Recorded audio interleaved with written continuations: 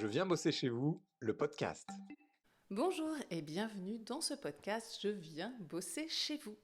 Alors, de quoi allons-nous parler aujourd'hui ? Eh bien, de podcast. Eh oui, de podcast d'entreprise. Je vous garantis une aventure sonore pour vous dévoiler autrement. Alors, une vidéo, ça se regarde et ça s'écoute. Un podcast s'écoute, un point c'est tout. En fait, c'est comme une émission de radio dans laquelle vous allez prendre la parole pour vous adresser à votre écosystème. Pour susciter et conserver l'intérêt des auditeurs, il faut leur chuchoter à l'oreille des informations agréables à entendre, comme on parle à un ami ou une amie. Découvrez ce format qui vous permet de vous dévoiler autrement tout en prenant son temps. Et ça, c'est bien. Le podcast, c'est aussi l'occasion de creuser des sujets à fond.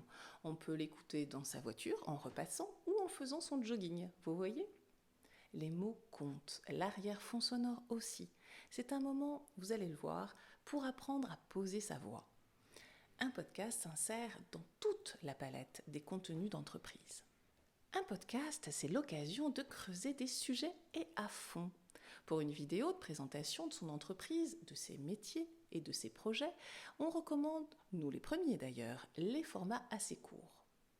Capter l'attention avec un format d'image et de son de 3 à 5 minutes, c'est déjà un challenge.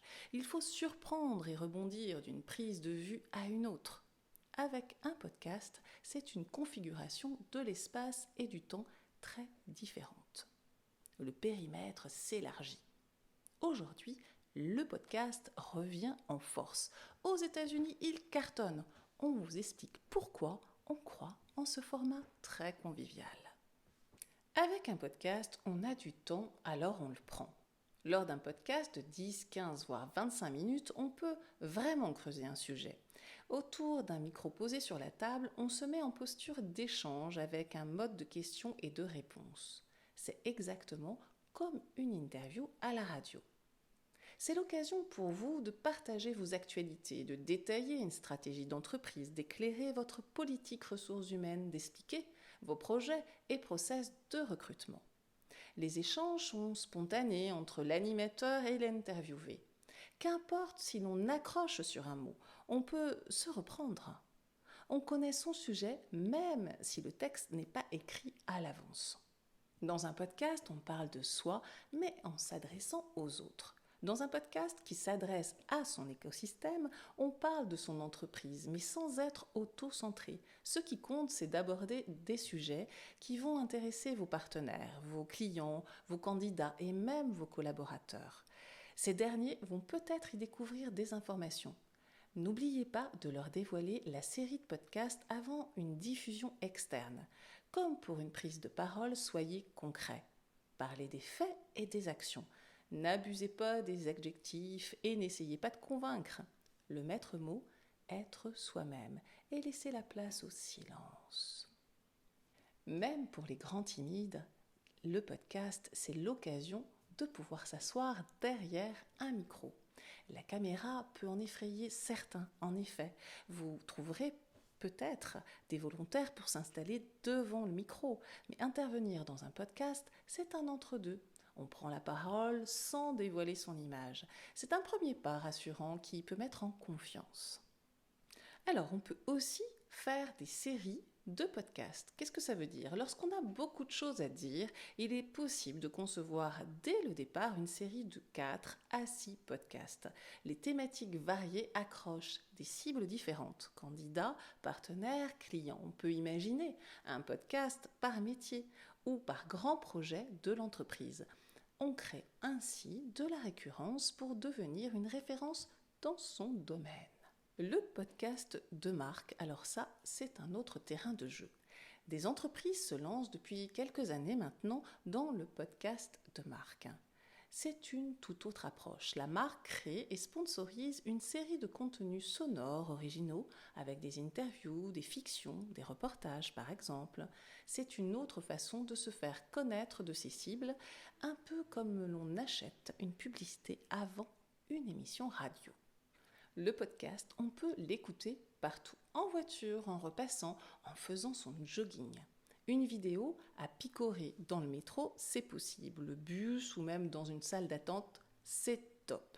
Si l'on a oublié son casque, on peut même activer les sous-titres. Par contre, dans la circulation à la sortie du bureau, oh là là, pas de vidéo au volant, bien évidemment. Mais un podcast, comme la radio, oui, et sans modération, tout en cuisinant ou en bricolant, ou pendant son jogging. On peut même recommander à ses enfants des podcasts pensés pour eux, sans craindre l'addiction. Un podcast d'entreprise s'invite ainsi également dans tous les moments de votre vie. C'est le compagnon idéal d'un temps libre ou d'activité. Dites-nous d'ailleurs en commentaire quelles sont toutes les situations pendant lesquelles vous écoutez des podcasts.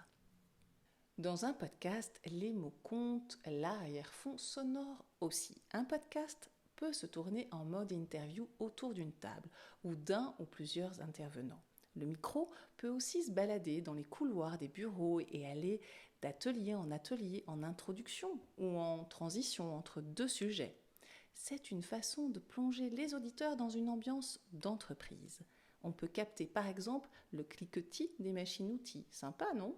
Le ronronnement d'un camion de 26 tonnes, sympa aussi. Ou le bruissement des vagues en bord de mer, on s'y croirait.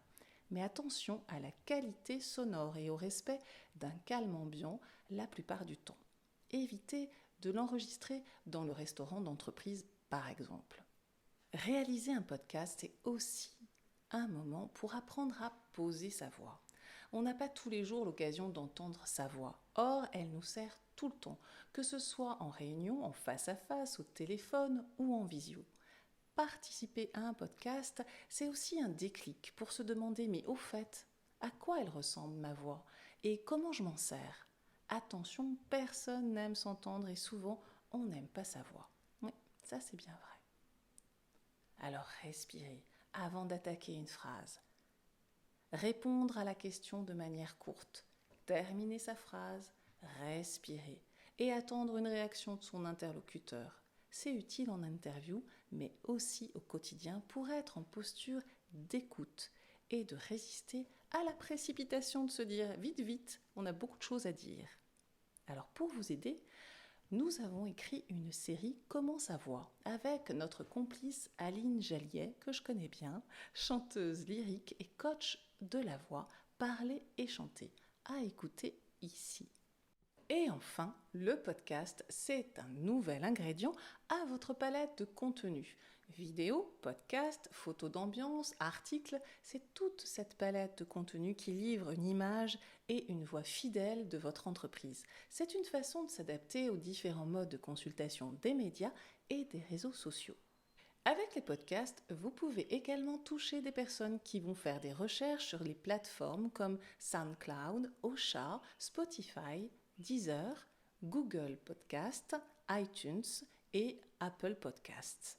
Un podcast, c'est aussi un outil en interne pour former ses équipes à l'aide d'un outil digital ludique, diffuser de l'information ou présenter de nouveaux collaborateurs, présenter de nouveaux produits de manière innovante sur le site internet de la marque ou sur les réseaux sociaux. Communiquer aussi à l'occasion de la présence de l'entreprise sur un salon, de sorte à immerger l'auditeur. Annoncer l'imminence d'un événement majeur pour la marque et inviter le public à s'impliquer. Alors, ouvrez bien vos oreilles et nous, on se retrouve très bientôt pour un nouvel épisode d'un podcast « Je viens bosser chez vous ». À très bientôt.